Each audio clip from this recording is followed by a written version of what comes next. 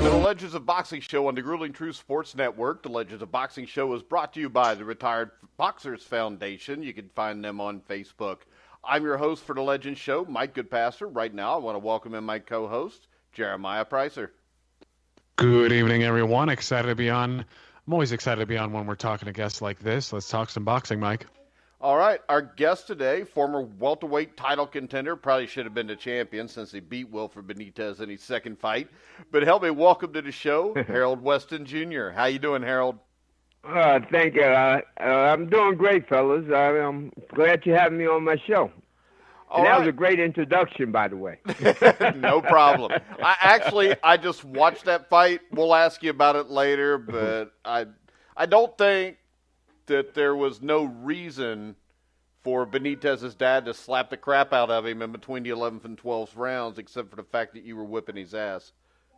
Well, that was the whole situation, and we thought we won the fight, but they already told me. They said if it's too close, they're not gonna give it to me. So I had to win it like 12 rounds out of 15, and you know that in Puerto Rico. And Benitez was a good fighter. So, you know, I thought I won at least 9 to 10 rounds out of the fight. All right, so let's just start from the beginning. How old were you when you took up boxing? 9 years old. I was 9. And I went to ask my father I wanted to fight because he was a trainer, and he thought I was crazy and kidding. And then, you know, I did a few things in school which wasn't right. So he said, bring him to the gym. My mother started complaining, so I started going to the gym after I left school every day. And that's how I started boxing. And from that point on, it stayed in my blood. Yeah, he's probably trying to instill a little discipline in you. But what was it like being trained by your father? It was fun. I mean, it was really fun. My father was a character, but he was he meant everything he said. It was a meaning for it, and it was great. And it was like me listening and not saying nothing and grabbing all the knowledge that he was teaching me in the ring. But the whole thing about my upbringing with boxing, I was around great fighters at the time with Emil Griffin, and there was Ismael Laguna and Johnny Pearsall and Rigo Valdez and Tom Bethea. I mean, there were just great guys, and other great fighters was coming into our gym once in a while. So, you know, me watching all these guys, you know, training and developing and seeing what they're learning and picking off some of their styles and combinations, it was a blessing for me. And so it was I knew what I had to do if I wanted to be in the top 10, if I wanted to be a real great fighter in the country, in the world. Yeah, and I know you had a relationship for your entire career. Was it from the very beginning with Gil Clancy and Howie Albert? Gil is my father. He's my second father. I mean, you know, we was a family, and Howie was my uncle. So, you know, I mean, that was the family right there. So with Gil and Howie and my father and everything, you know, I had a family around me that I didn't want to disappoint, and they were right on top of me the whole time. I mean, it was just a real family affair, and Griffin was my big brother. So it was a family. Yeah, it must be nice hanging around those sort of people because they know what it takes to get to the top. But, you know, tell us a little bit about your amateur career. You know, we know you won the Golden Gloves in 1970. What was that like? Oh, that was great. I went to the quarterfinals in '69 in sub-novice class, and then the open class, the 70, I won the open. I was only 17 years old when I won the open class. And back in those days, you know, you had to be, you know, you would fight some real good guys coming in the amateurs at those times, because a lot of those guys stayed in the amateur for like 5, 7, 8 years, and those guys had a lot of like almost pro experience. So when you came through that Golden Glove era and everything, you was fighting, you know, when you got to the open class, you was fighting guys pretty much who was ready to go pro. And so for me to win the Golden Gloves at that time, 1970, and at 17 years old, and in the open class. I was very thrilled about it. I was very excited. I mean, I showed the world because, I mean, in New York, when you win the Golden Gloves, especially in the open class, everybody knows who you are. I mean, it just gets around the city of who you are. And I was very happy that, I was able to, to win that and come through with that situation. Because, I mean, they gave me some tough guys. I mean, the first week I didn't fight, right, in the amateur. I fought every week after that in the Golden Gloves, up until all the way to the finals. Yeah, and that was a time where, if I remember right, the Golden Gloves were fought at Madison Square Garden in front of 20,000 people. Yeah. They had a sellout the day that when we fought when I fought Shuby Street, and that's who I fought for the champ. No, I fought him. I beat Shuby Street because he won the gloves the year before, the year that I didn't win in '69, and he was a champion, and I fought him in my coming up too, and I beat him in the trials. So, no, it was very interesting. I was very excited because, I mean, nobody, what was so crazy about it, nobody picked me to win the Golden Gloves. Nobody. They had picked everybody, picked about 5 or 6 guys who they thought was going to win the open class at 47 pounds. I was not on the list at all. And then they put me in the ring with every one of the guys that they was picking to win that glove that year, and I beat every one of them. Now, the biggest question this begs to me is, you talked about how big amateur boxing was back then. You chose, instead of going to the Nationals, to actually turn pro. Was there any doubts there that that's what you wanted to do and skip maybe a possible shot at the 1972 Olympics? Well, that was the reason why I didn't want to wait around. I didn't want to go, I didn't want to keep fighting amateur and for the next another 2 more years until the Olympic trials and all that. And the Olympics, and I knew the Olympics played a lot of politics, and I didn't want to go through all that nonsense. I was more geared for pro because, like I said, I started boxing when I was 9 years old, and I've been around the pros all that time. And I just couldn't wait, turn pro. I just watched Emil Griffin, just fight his 15-round fights and defend his title. And it was just, exciting to me to want to turn pro, and seeing guys like Ismael Laguna and Carlos Ortiz and Dick Tiger and just seeing all these great champions, and I just wanted to turn pro and be world champion, and that's what I did. My father didn't have no problem with it. When I hit 18, I was able to turn pro, and that was my dream. Yeah, Carlos Ortiz is a name that I don't hear often aside from the hardcore boxing fans. Ortiz was a fantastic Puerto Rican and maybe arguably the greatest Puerto Rican fighter of all time. Excellent lightweight. But what do you remember about your professional debut? I mean, was it everything you'd asked for? Oh, yeah. Oh, yes. I can tell you the first fight I had was up in Strand, Pennsylvania. And I was going up there to fight, and I thought I was fighting a 4-round fight, and they made it a 6-round fight while we was in the ring, and I fought this kid named Ralph Kastner in my first fight, and he had 7 pro fights when he was undefeated, and he lived up there, and this was my first time fight my first pro fight. And they made it a 6-rounder. And the people from Madison Square Garden came up all the way up from New York to Strand, Pennsylvania to see me fight. And that was amazing. And I won the fight, and I beat Ralph Kastner in a 6-round fight. And the people in Strand, Pennsylvania didn't know who the heck I was. Well, they couldn't know who I was. I just came out the amateur. But they said, who the heck is this kid?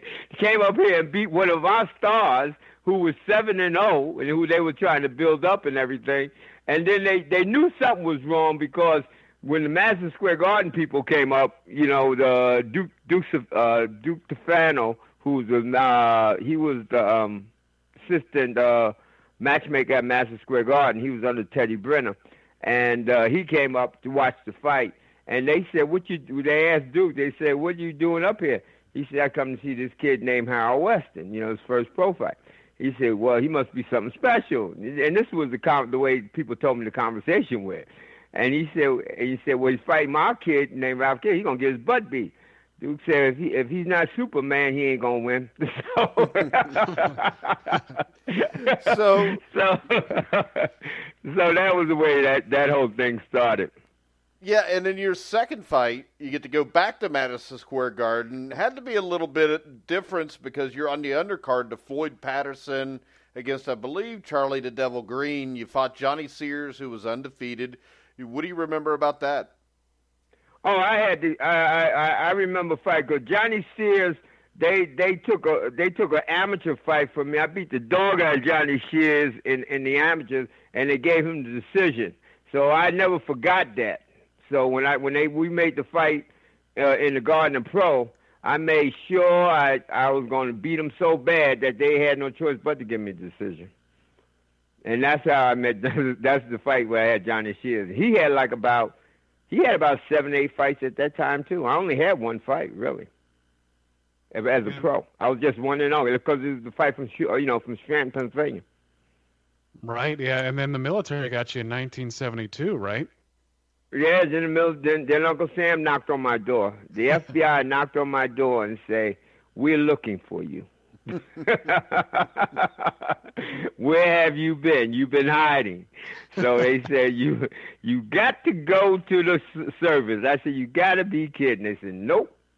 If you don't come and we have to come back here, we're going to lock you up. And I said, okay, guess that's the end of this situation. So off to the Army I went in 1972. Now, the thing that was amazing is they let you still fight professionally. And maybe your first really big win, you were allowed to fight Vito Antifermo while you were still in the military. How did that come about, and what do you remember about that fight? Well, what was so funny, fellas, is that I kept my. If you ever knew a guy named Flash Gordon, the Flash used to be a friend of mine, and Flash used to write a lot of stories about boxing. He used to have a paper that he used to put out all the time. Yeah, I remember that back in the 70s. The 70s, yeah, 70s. So Flash was a good friend. So he used to always send me on, in the Army. He always send me his stories in his paper, and all I keep reading about Vito. Now, when I left, Vito was, he had like about 1 fight, 2 fights at the time. But before I knew it, I was in the Army for about a year or so, and he already had like about 17, 18 fights, okay? And he was undefeated. And, he was raising noise here in New York. So I just started training in the service, and I just, after I got in such good shape, I just called up New York, and I told my father to try to make the fight with Vito Antifermo. My father thought I was crazy. Gil thought I was just insane. But I told them I was in good shape.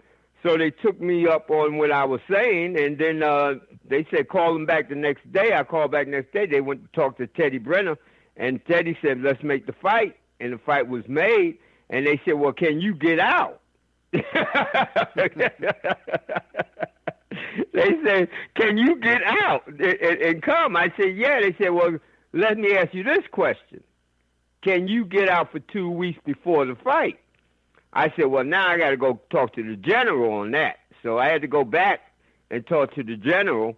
And the general looked at me. He said, Weston, this ain't no vacation. You in the Army. We at war. He said, I'm going to do this for you. You go ahead and take the leave. He said, but you better not lose. I said, sir, you got my word.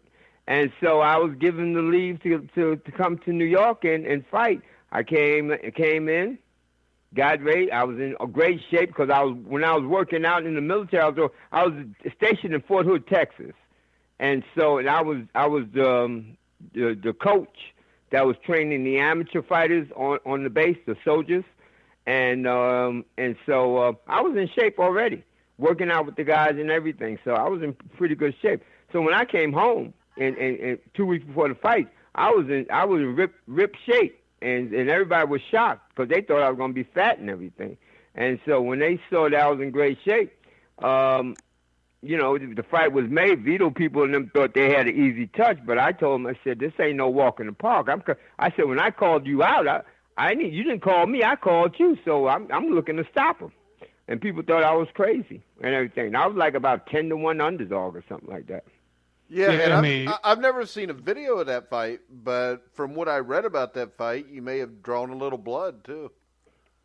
I drew a lot of blood. I mean, it was just a lot of blood, and the referee, and it was so crazy that the referee, I mean, blood was coming everywhere, and the referee didn't want to stop, like he wanted to stop the fight. So I went back to the corner. Gil said to me, he said, if they don't want to stop the fight, then rip his eyes out. So I went out there and started throwing punches and started throwing. I threw like 2 right hands right behind each other. Wang, wang. And I was getting ready to hit him with that third right hand, and the referee grabbed my right hand and said, hey, this fight's over. And blood was just coming from everywhere and everything. But I got to tell you, Vito's a tough dude, bro. I mean, he still didn't give up. I mean, I couldn't believe him keep attacking me when I'm still hitting him and blood is going everywhere. I mean, it was unbelievable in that fight. Yeah, and he had a reputation as a bleeder. And anyways, not long after that, he ended up losing a split decision to Fausto Rodriguez, who's, I believe, ranked at the time. Yeah, I beat the dog out. I got robbed in that one. Boy, that one was worse than the Benitez fight. Jesus Christ. Oh, that was a robbery. But go ahead. I'm sorry. No, it was just a home. I mean, I know you both were. I believe he was from New York as well. Was that just? No, it was just that he had. Back in those days, you had Puerto Ricans, the Dominicans, you had the Cubans, and all. So me having my crowd and the place had 5,000 people in it. Okay. And that was a big draw, and I had just came home from the Army, and we was when they made the fight. I mean, it was just tickets was so going crazy. So the fight was people were standing up. I mean, yelling and screaming, and I mean, people wasn't even sitting down for the fight. I mean, that's how exciting and how brutal it was. And when it got to that point, he dropped me in the last round. And I got up, and the referee they went back and we went to our corners, and the score was one judge had it 5-5, and they had him winning by points. Another judge had me winning 6-4. And then the other judge came back and had him winning 4-5-1, and that's how the score was. Yeah, and I read that you were told that they were just going to announce the decision like that so they could get out of there alive and then reverse it the next day, and that never happened. Oh, right. You heard about that, right? Okay. Now you know. Now you know that the score was for me, but they didn't want to do it because they were too scared that, like you just said, that they were going to they tore the garden up. Yeah, so that was the whole thing. And by now you got to be wondering, why didn't I just go to the Olympics, right? No. Because you're getting screwed there too. Right. Yeah, I mean, might as well get paid for it. Yeah. So then you go overseas, fight Bruno Accaria. And the thing I read here is I read an interview from Boxing Illustrated from the mid-'70s that I had, where you said that the referee actually asked you to quit ducking later in the fight. Yeah. He said, stop ducking. You can't do that. If you keep ducking, I'm going to disqualify you. I said, what are you talking about? I said, you mean I supposed to get up there and get hit? Because I already had Bruno Accaria already busted up. Okay. And then he said, well, if you keep doing it, then we're going to stop. I'm going to stop the fight. We're going to take points, and you're not going to get paid. This is what he told me in the ring. That's what he told me in the ring. Wow. And so I just said, oh, what the heck? We ain't going to win this one. I see that right now. Yeah, you're just hoping that plane ride back would be nice. Yeah, well, you see that in boxing, and it's all too often, isn't it? But I mean, you did travel to Australia not long after, and you were on the right end of that decision against Rocky Mattioli. Oh yeah, I mean, but before that fight, I had went to Washington, and I had fought Johnny Gantz, and I had beat Johnny Gantz. Johnny Gantz, and let me just tell you, fellas, this was so crazy about it. Johnny Gantz was rated like number 5 in the world at the time, right? I go to Washington, his hometown, beat him. They call it a draw. Gil, before we get off the train, Gil calls up whoever he called up. Now we made the fight with Rocky Mattioli. I'm going to fight Rocky Mattioli in 3 weeks. I'm going all the way to Australia to fight him. So I go to Australia 2 weeks before the fight, and I worked out 1 week in New York. The whole thing about New York was get my passport, get everything square, get plane, and then I flew to Australia. The weekend I was then on Australia 2 weeks before the fight, and then I fought Rocky Mattioli, who was really a tough guy. I mean, a real banger and everything. But one thing about it, he just did things over and over in the same way. And I just took him to school. And that fight that I had with Johnny Gantz just helped me out to just really finish Rocky Mattioli. I mean, I was just in great shape, and I was time. Everything was just working just beautiful in Australia. It really was. I mean, I beat him like about 9 rounds out of 10. I mean, it was not even a contest, really. Yeah, and then you came back and you fought the veteran Hegemon Lewis, who had 2 unsuccessful bids for the world welterweight title. And Lewis gave you some trouble, I think, with his left hand early in the fight. You staged a great rally, and they scored the fight a draw. But you had a furious 10th round rally that really got you back in that fight and should have got you to win, in my opinion. Yeah, I thought I won it too, because I heard him in the 8th round, and I shook him up in the 9th. In the 10th, I really had him going and everything. I thought I had won the fight too. But I was just I'm telling you the truth, I was very proud of myself to be able, because Hegemon Lewis was a real good fighter. I mean, really good fighter. And he really taught me something while I was, fighting him. And I was just grateful to be in there with such a great fighter like him and show my skills that I belong in that elite of group. And Hegemon just made me realize, I had to really learn a little bit more, but I can stay with those guys that are smart like him. And that's what I did. And Hegemon, that fight was good. Because when Ryan O'Neal came in my room and came in my dressing room, and he said to me, "You're a great fighter." He said, "That's the first time I ever seen anybody outsmart Hegemon." He said, "You won the fight." He said, "But you're a good fighter." And that was very nice of him, because Hegemon was his fighter. Well, and that fight was actually just a few months after the Mattioli fight. I mean, hell, you don't need, I mean, that was what, maybe 3 months after the fact? I mean, no, like 2 months. 2 months after. 2 months after. Yeah, you don't see guys like that do that kind of stuff anymore. But after that, you ended up getting the draw with Benitez, and from what I understand, the fight initially, sort of worked in his favor. The crowd was firmly on his side. But then you staged a rally at about the 6th round or so, and then the crowd flipped to your side. Yeah. It was nick and tough, but I thought I had won at least 6 or 7 rounds out of the 10. And because he was doing a lot of motion, he wasn't really throwing any punches. He didn't, he wasn't.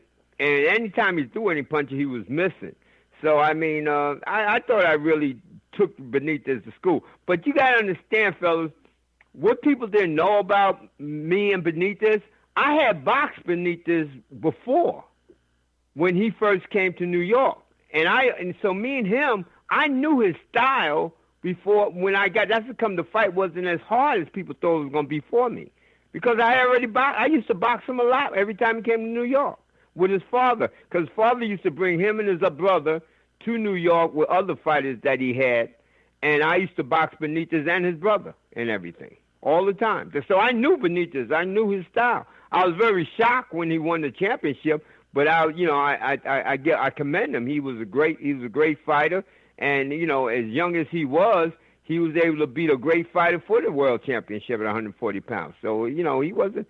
Benitez was his own bad worst enemy. Then he didn't like to train no more. But when he trained, you're gonna have a fight on your hand with him. Oh yeah, and I've seen the Cervantes fight. He won that one pretty clearly at 17 years old. Was Benitez as slick as you thought he was? I mean, when he really... he was very slick. I mean, he was like Hedgeman. Those were the two slickest fighters I ever fought in my life. I mean, they were really slick. They were like Emil Griffin, thinkers. They knew. They just had certain things for you, and if you make a mistake, you're gonna pay for it. And that's why just fighting them was a thrill, because I had to think.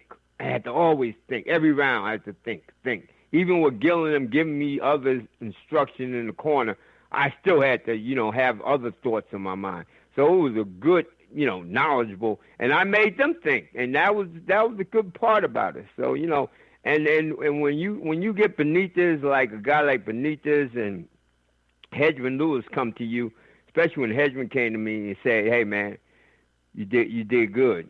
You beat me, man." He said, "But I want to have a rematch." but when you get guys like that come to you later on and tell you, man, that you was able to stay up with them, that it's a big compliment. It's a big compliment. Yeah, and then you got a shot at the World Welterweight Championship against Pipino Cuevas. The thing that stood out to me about that fight was you kind of ended up fighting his fight and kind of going to war with him. Was that because of Cuevas' reach, which made it difficult for you to box him? Yeah, it was the reach and everything, but then there was another thing that I knew about Pipino is that his stamina wasn't good. And if I got him past that 8th and 9th round, going into the to the 10th and 11th and 12th, I'd have definitely beat him. If you see the fight or see the tape, you can see at the end of that round, the 9th round or 10th round, whatever the round they stopped it, before I stopped it, he's got his tongue out. He's already breathing. His mouth is already opening, and I know I was getting to him. And that's what I want, because that's the way he can't take when he gets tired, fatigue, and everything. And I knew that's what I wanted to get him into, that deep water, and was working but my eye, my situation didn't hold up for me, and that's what it is. I mean, I felt great, but it was just that they thought my jaw was broken, and it wasn't. But it was big swelling underneath my jaw, and that's the reason why they stopped the fight. And Cuevas was Cuevas was a banger, and typically those guys don't have good stamina. What do you remember of the rematch with Benitez? The rematch with Benitez, I thought I won. I thought I won it convincingly, but I knew what I was told. I knew that, I had to whip him or knock him out to get it, because I knew that they had this big fight on between the winner. They already told me. They said between you and Benitez is going to fight Sugar Ray Leonard for the championship, and so everything was already laid out for that fight already. And Benitez people had a lot of money, and then I'm fighting them in Puerto Rico, so you figure it out. Yeah. Well, I'll tell you, we had 2 and 2 does make 4, right? We had Carlos Palomino. But we can do that. Yeah, we had Carlos Palomino on the show, and I thought Palomino beat Benitez when they fought there. They no, Puerto Rico. You got to do wonders to win the fight there against a Puerto Rican fighter. Believe me, you're not going. If he goes the distance, even if he's hanging on his own manager when it's all over, you're not going to get the decision. Decision is going to be very hard to get in Puerto Rico. Yeah, and then go ahead. You go ahead. Your final fight, Tommy the Hitman Hearns. Nobody really gave you a chance going into that. You had the young lion who was knocking everybody out. But I know Jeremiah's seen this fight too, and the fight was at least even, and you were giving him all he could handle until, of course, the detached retina. You want to talk to us a little bit about that fight? Well, I knew I was going to knock Tommy out. I knew I was going to knock him out. And the reason why I knew I was going to knock him out, because I know that in the 18, 17 fights he was knocking everybody out. He had never went past 8 rounds. So I knew we going 12, I was going to knock him out, because I know one thing about life is that when fatigue falls in, if you don't know how to handle it, you're going to fall apart. And I knew he didn't know how to handle fatigue. And so basically I was just weighing him down until in the late round, which was getting ready to happen. And Emmanuel Stewart even said he was going to stop the fight if it went one more round. And because Tommy was dead. He was dead. He was on his way. Just that I got the detached retina, and unfortunately I couldn't finish the fight. But I was getting ready to stop him. Because his hands, I was really catching his punches. I was timing him. The jab wasn't as fast as it was before. I mean, he still had power in his right hand and left hook, but he just didn't have that real speed like he did before. So it was just a matter of time. I had 2 more rounds. I'd have stopped Tommy. I'd have stopped him. Well, that's actually what I remember most about the fight was looking at that fight. I was really impressed by your ability to parry his right hand. I've seen just about everything in Tommy's career, and I had never seen anybody be able to parry his right hand as well as you did. I mean, you didn't even have to slip it all the time. You just catch it on the arms. I don't think people give you enough credit for being a slick fighter that you were. No, they never have. That was and I'm glad they didn't, because then people have been afraid of me. But the fact is that they didn't realize. They didn't realize. I guess I didn't look as I didn't have this great punching power behind the defense. But my stronger point about reason why I could fight anybody, because my defense was so strong. And I can time your punches and things like block them. And so that's how come nobody bothered me, whoever I fought. That's how come when I fought Rocky Mattioli, he couldn't get through my defense as well as I had a defense and an offense. And I was able to counter off my defense. Doing something like that, a lot of fighters can't do. And I was able to accomplish and do something like that. And that's what used to confuse everybody. And that's what that was the great thing about, fighting those great fighters that I fought, because nobody gave me a chance to even be in there. Everybody thought I was going to get knocked down 1 and 2 rounds, but they didn't know I was going to be able to take them so easy and take them to school at the same time. Yeah, and in regards to defense, is it just something that some guys naturally have? I mean, maybe you're familiar with, obviously you're familiar with a guy like Benitez, a guy Carlos Ortiz fought, Nicolino Locci. Right. A lot of these defensive masters just seem to have a feel for the punches. Is that what you think it is? I mean, obviously it's some conditioning as well, it's some training, but is a lot of it feel? Yeah, it's more of we get to learn the timing.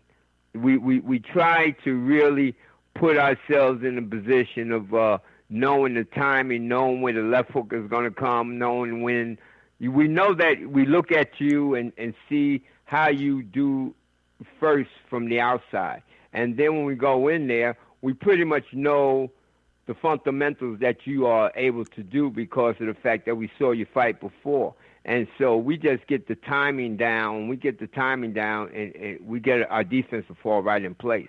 And so that's what happens when you get a defense. But like you said, not too many guys can do that. Not too many, because you got to have really a radar, almost a radar, to almost get that timing and knowing that where all those punches are going to go at that one time. If a guy throws a 4-punch combination, you got to be able to know how he's going to throw it and where those punches are going to go. And that's, very few guys can put that together at one time. And it had to be tough for you with the detached retina to be basically forced to quit before you wanted to. I mean, you were just, a bad decision away from making $1 million against Leonard. Without the detached retina, you may have beaten Hearns. Was it difficult for you to have to retire under those circumstances? It was. I mean, me and my father always had this saying that if I ever say I quit, then there's no coming back for saying, okay, I quit, but now I want to come back again. You know, you come back 6 months or the year later, whatever. And me and my father made this patch where if I say I quit, I'm never going to come back to the ring. So when I got the detached retina, and it was tough. It was tough when the retina. But what made me want to think about coming back was the doctor said that I had this new operation. He did this new operation on me to save my retina and give me a new retina, let's say, and save my eye. And when he did that, at first thing I thought about making a comeback, right? So I go to the gym. I'm working out, doing my thing, and all that. And one morning, I'm in bed. It was like the summertime. I'm in bed, and I didn't want to get up and run. And something said to me, "You don't want to fight no more." And I looked at the time, got up, went to the gym, looked at my father. I said, "Man, this is it. I can't fight no more. I don't have it no more," and I quit. Yeah, and I would think that is the big thing there, because as a fighter, you probably wanted to go do the fight, but as you get older, you're less likely to want to prepare to fight. Yeah, the drive wasn't there. Just something in me didn't give me that drive. Before I was running in 10 below zero, in the wintertime, and every time, whatever I had to run, I was always in shape. So I loved to train and run. But when I realized I didn't have that push that I always had in my mind, and God just said, "Hey, it ain't for you no more. We got to move on." And I just quit. And my father was proud of me, even Gil. Because they said you recognize when you need to go. We didn't have to tell you, but they didn't stop me from training. They let me train, but until I came in and said, "That's it," they took my word. They understood. Yeah, and after but my doctor was more excited. Because he was mad because he used to check me out. I used to go see him like once a week because he had did this new operation with my retina that has never been done on a human before. So he was just scared that I was going to mess the retina up, and that is going, it's not going to come out the way he did it. And so basically, he didn't like the fact. He said, "Yeah, I can see, but my retina was not there for battle. It was there for me to see and have a normal life." So my retina was 90% torn completely. I was ripped out. He had to restructure my retina and everything. And I was the first human being he did this new operation on. So my question would be this: any problems with it since then, or has everything been fine? Everything's been fine. I mean, I've been blessed with the fact that it's, I still can see out the eye, and it's not like 100%, but it's workable to get me through things I need to do, and I'm just blessed with the fact that I'm able to, live a good life and still move on and talk to old guys that that I used to battle with. And talk to guys like yourself about, the old times, because they were good times, I can tell you. Had a lot of fun. Oh, yeah. Well, and I think even, I think a lot of people would still, kind of view that as a golden era, especially compared to, some of what we got today. But you became, well, and I'm sure it's awesome just exchanging old fight stories as well. But you eventually became a matchmaker for Madison Square Garden. What was that like? And you have fond memories of that? Oh, yeah, I had great memories of that. I mean, the fact that, having that position at Madison Square Garden and being the first fighter that ever took that position and first African-American who ever had that position and just being young having that position, because I was only 29 when I got the job at Madison Square Garden. And It was a thrill. I mean, the challenging of that position because of the fact of bringing boxing back to New York and getting those fighters that I had under my wing and making them world champions. And that was the exciting part, just watching young men and seeing them glow in the spotlight from their first fight all the way up until their world championship fight, and having kids like Juan Laporte and Hector Camacho and Iran Barkley, and just a kid named Mark Maddow, who nobody ever thought he was going to be champion, and I took him under my wing and made him world champion. And so just to make 7 kids that I had underneath my guidance and make them all world champion. And I had one fighter that almost became world champion, and it wasn't for the referee and the crooked judges in the situation. And I'm going to tell you the fight, fellas. Carl Williams fighting Larry Holmes. I remember that fight back in 1984 because Preisser and Tillis fought on the undercard. Right, and he beat the dog out of Larry Holmes, and didn't get the decision. Yeah, but watch the fight. I watched the fight. I remember watching it. Yeah. I think it was like a sophomore in high school. I thought Williams won, but I always looked at it like I was always cheering for somebody to beat Holmes because he was so dominant at that point that, I mean, it was definitely a close fight, and I felt like at the time when I watched it that Williams had won the fight. And then, of course, Williams went on to fight Tyson, 88 or 89, and they made sure they stopped that fight extremely quickly. Yeah, right. But that was the whole, and like what I'm saying to you is that Williams was underneath my guidance, and I brought him up in my program at Madison Square Garden. So, me and him talked every day up until that fight, and just how we were going to beat Larry, how he was going to beat Larry and everything. But he that night he shined. He beat Larry Holmes. What he took away from Larry Holmes, and I think you remember, he took Larry's jab away. Yeah. And he took Larry, and his jab was much better than Larry. And Larry was very sharp. And that's what the whole thing was about. He took Larry's jab away. Yeah, because Carl had a great jab. The only problem is he didn't take the greatest punch after that. No. But Larry couldn't punch it. Larry wasn't a great puncher, so that was the best thing for Carl. Well, plus it was a few years after Larry's prime also. Yeah, you're right. But, go ahead. Yeah, but that was the whole exciting thing, working at Madison Square Garden. I mean, just the point of, I gotta say this, fella. It's like I was running boxing. Working at the Garden is like I'm running boxing. I didn't run it, but it was like we had boxing shows all the time.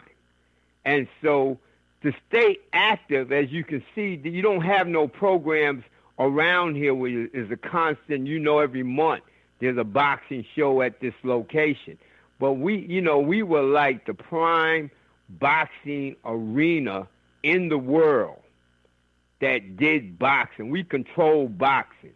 If you didn't fight at the Garden, you was nobody. And, and it was just that kind of way back in those days. And that was the exciting part about it, and the developing young guys and young fighters that I did out of that, it was amazing. Having great fights and just watching these kids develop was a great moment. I mean, I got real thrilled and excited about, doing that for these young men. Yeah, so do you still follow boxing today? Not really. I see once in a while. I see a couple of kids that they talk about and everything, but if it's not exciting no more. The fine art of it, like it had before, and the technique of it is all gone. I mean, it was an art in boxing. Today you don't have that no more. You don't have the art of boxing, where you can really see a guy throw 4-punch combination and setting a guy up, and I mean all that is gone. And we missed the era of those great fighters are gone. You're not going to see greatness no more in the boxing world.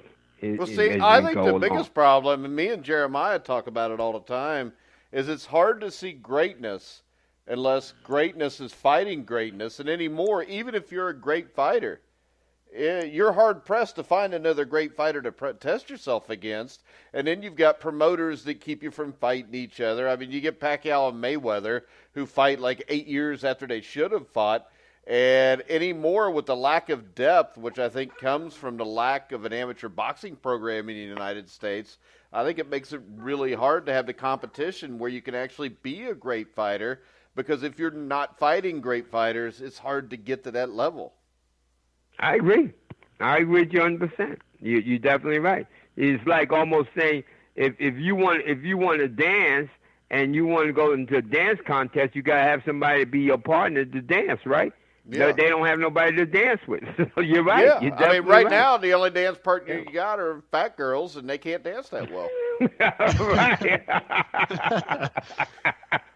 I like to, you know, over an hour of any show I do to, you know, offend somebody at some point. So, Jeremiah, you got any final questions? No, I just kind of wanted to piggyback on the conversation you guys are having, and I've had this at length with a number of people too, and there actually seems to be, I would say, a consensus amongst many historians that I know that boxing is actually devolving. It's, you know, because there are more weight divisions, there are far more titles than there used to be. You know, the guys who are teaching, you know, the guys like Eddie Futch, you know, George Benton, et cetera, you don't really have those sort of guys anymore. And because of that, as Weston was saying, they're losing the art. I mean, you see it. And not only that, the amateur system, back to what you were saying, Mike, you know, the amateur system is teaching these guys to pity pat with their punches. They're poking, they're prodding, you know, they're throwing one punch at a time. And on top of the amateur system falling off in general, and us, you know, doing poor in the last 4 or 5 Olympics, it's just not the same. You don't get the same quality of fighter that you used to. And the politics is even worse than it used to be. I mean, it's hard to get the best of the best to fight one another. It's just a sport that has gone downhill, I think, and it needs some saving. Yeah, but I think I agree. I think all sports have gone downhill. Yeah, I just think that you lost all the great guys that was in it to could have taught other people how to be great. And move it on, but we lost all those guys. They lost those teachers, and the greatness, like I said earlier, the greatness, you're never going to see greatness no more in the sport. That's completely over with, because like you said, the greatness has got to meet greatness to be great, and that's not going to happen. Yeah, that's not going to happen. You might get one guy that's just pretty good, and that's going to be it, but he's not going to be great. Yeah, because he never gets the chance to be great, because he never gets to test himself. And you don't have gym wars like you did in Philly. You don't grow up with guys like Emil Griffith in the gym that you got to see and learn from. That's just no longer existent. Don't exist at all. If one gym has got, you know, even if they got champions in them, and like you just said, there's so many champions that, you know, I mean, what difference does it make, you know, about the champions? It doesn't have no real color to it where you can say, yeah, that guy can really go, or that division is really hot. I mean, it's just not there no more. The excitement of it is gone. It's like I was telling a friend of mine, I said, forget about just sports in general. You're not going to see greatness no more. Greatness is gone. I mean, even with the baseball and football and all that, the greatness is gone, because it's just that too many rules and so many things where these guys came from the ground roots of the sports that they were in, and they had to work hard. Just think about Babe Ruth, okay? Him hitting all those home runs that he did one year. But he was hitting it with a bat that was just like, you know, it would have today's time it wouldn't survive at all. Well, they couldn't lift his bat. But Babe Ruth, they're hitting with aluminum bats now. You know, it's a big difference. Hey, Babe Ruth's bat was like 50 ounces back in the day. I mean, most of these guys, the only guys that can lift that now are the ones that are using the steroids to hit as many home runs as he did. Yeah. I mean, it's so I mean, we got all these different, different ways of now to break records and everything. And it's, these guys, they don't know. The guys back in the day, they had to do from grassroots to break records. And so when they broke those records, they broke real records. Today, you're not breaking real records because you got all kinds of rules, and you're shortening the field, and you're not letting guys. I mean, it's just so many rules that you can get away with it. And fight, hitting the ball with aluminum bats and all that. I mean, it's who are you kidding? Yeah, and it's like I get tired of like I had James Toney on the show, and we had this fight before the show because I was going to introduce him as a 3-time world champion, and we had a 10-minute discussion before the show where he's trying to convince me he was a 14-time world champion, and I'm like, James, you were a great fighter, but the IBA and the WBF and the WFF are not world championship belts. So we did the show. I interviewed him as a 3-time champion, and then he repeated to me back during the show that he was really a 14-time champion. I let it go because I'm pretty sure he would have sat there and argued with me for 4 hours. Hey, he just better be grateful he just had one of those titles. I mean, just, please give me a break. Hey, Harold, it was great having you on the show. It was truly an honor. I grew up watching you. I know how great of a fighter you were, and I hope other people will maybe that are younger that hear this interview will look into you on YouTube and see your fights with Hearns, Benitez, Lewis, and these guys, and come to the understanding of just how great and how talented you were. Well, I appreciate it, fellas, and I appreciate you having me on the show. And all I can say is that the great ones and the ones that knew how to fight is not around no more. I can tell you that. But I can tell you that I had a lot of fun, and and anybody that gets with a family like I had in boxing, believe me, you enjoy the whole moment being in the game. But it was a good ride. I can tell you that it was a great ride. All right, Jeremiah, any final thoughts for Harold? As always, I just want to, thank somebody of his stature coming on the show and sharing those stories. It's always great talking to people like that. I mean, you've just been fantastic, Harold, and we both want to say we appreciate it. You taking the time to sit here and chat with us, and I enjoyed it very much. Well, and I enjoy it too, fellas, because one thing about you guys, I got to say, you're boxing. We don't get many guys like you no more either. It's a bunch of fanboys now. Yeah. Floyd Mayweather's the greatest fight. Floyd Mayweather would have knocked out Sugar Ray Leonard. I every time I hear that, I just start laughing because I just tell them, I said, I can give you 50 guys. I can give you 50 guys back in the day. Mayweather would not even have a chance of winning the fight. Tommy Hearns would have crushed him with one shot. Oh, if he'd have saw Tommy, he'd have got knocked out in 30 seconds. Yeah. He'd have probably fainted before the fight started. You're right. And let's be honest, you're right. Think about it. Tommy's 6'3", looking at this little small guy, okay, and who can't punch. And Tommy was a great boxer, too, people forget. Oh, he was. He really was. And that's and just to remember, when he fought Ray, he was beating the dog out of Ray in those last rounds. Yeah, by boxing him. And see, that's the thing. And that fight will show you why Mayweather couldn't have touched either one, because Leonard, who was the boxer, turned into the hunter to win the fight. You would have never saw Floyd Mayweather do that against anybody. No. He didn't have the power. He couldn't have. No, he didn't, and he wouldn't have the nerve to go in there and fight those guys. Ray is 5'10". Ray's about 5'10", and Tommy's 6'2", 6'3". Okay, I mean, like I tell people, I said you can't put this guy in those categories in the welterweight division. Floyd Mayweather's name don't even exist in the first 20 with the top welterweights of the world.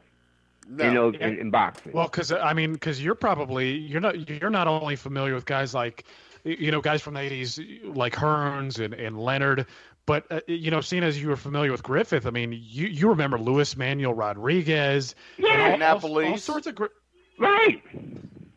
Yeah, I mean all these guys. People. The only people saying Floyd Mayweather is even near the greatest of all time are people who haven't watched the old tape. I mean, Roberto Duran of Montreal, the one who beat Ray Leonard. Oh my God, he'd have killed Joe with Mayweather. Could you imagine in Montreal, Sugar Ray Leonard standing and fighting it out with Roberto Duran that night? Yeah, no, you wouldn't, but he did it. Yeah, I mean. That's the greatness of what we're talking about. I mean, just think about you just mentioned a person's name that don't come up too much. Jose Napoles. Great fighter. Yes. I mean, one of the greatest welterweights of all times. Okay? Behind Sugar Ray Robinson and Emil Griffith. I mean, believe me, the guy, Mayweather wouldn't have lasted one round with him. Not one round. Well, he may have made it one round running in circles, but he'd have got tired and Napoles would have caught up to him. I mean, if you look at the late 70s when you fought there, you fought a guy by the name of Andy Price who was a really good fighter. Andy Price is better than 90% of the people Mayweather ever fought. Oh, it's no question. And I beat him. I mean, I beat him, and everybody thought I was going to lose that fight with him. And everything. I beat him solidly. Yeah, Price is a guy that Sugar Ray Leonard knocked out in like a minute. And I remember before that fight, Howard Cosell saying that he thought Leonard had bit off more than he can chew that early in his career by fighting Price. Yeah, and let me just give you this, fellas. When I fought a kid named Ralph Kastner, something like that. And he had a record of 28-1 or something like that, right? And I fought him on the first show that they had ESPN. And that's when ESPN was getting ready to start. And I beat him. And Angelo Dundee had the fighter. He trained this fighter. And Angelo came in my dressing room. He said, "You don't have to worry about fighting Sugar Ray Leonard. You will never fight Ray Leonard." And wow. he was right. The judges in Puerto Rico made sure of that. Yeah, right. He said, "You're never going to fight Sugar." He said, "I didn't think much of you." He said, "But after seeing you tonight, the way you beat my kid, and my kid is a pretty good fighter. He was like I said, 27-1 or something like that." He said, "After I saw how you handled him with such ease," he said, "You're never gonna fight Ray Leonard." And he was right. He was right. And what they did, if you look at the record, Angelo made sure he piggybacked off the guys that I fought, and he put him with Ray. Yeah. They made sure I fought these guys. They watched me fight these guys to find the weaknesses in them, and that's how he was able to deal with Tommy Hearn. He dealt with Benitez. Ray just followed down the whole row of guys that I fought, even with Andy Price too. All right, we're going to wrap this up because we got to come back into another show, our regular weekly show. If everybody wants to listen to that, you can come back in a half hour to hear Inside Boxing Weekly with me, Jeremiah, and John Reinhofer. But, Harold, once again, it was an absolute honor to talk to you. Love to have you back sometime. Well, I appreciate you and Jeremiah, Mike, to have me on your show and everything, and love to come back again when you guys have time. All right. I want to remind everybody to go to Facebook, check out the Retired Boxers Foundation. Alex Ramos does some great work there. Make sure you check them out, and you can go to gruelingtruth.net to hear all of our other Boxing Legends interviews. We've had guys like Armando Muniz, Carlos Palomino, George Foreman, Larry Holmes, so go check all of those out. So I think we're about done for this one, Jeremiah. So remember, you can catch all of our shows on iHeartRadio, iTunes, TuneIn, Spreaker, Stitcher. Wherever you find sports podcasts, you'll find The Grueling Truth. So for Harold Weston, Jeremiah Preisser, I'm Mike Goodpaster. You've been listening to The Grueling Truth, where the legends speak.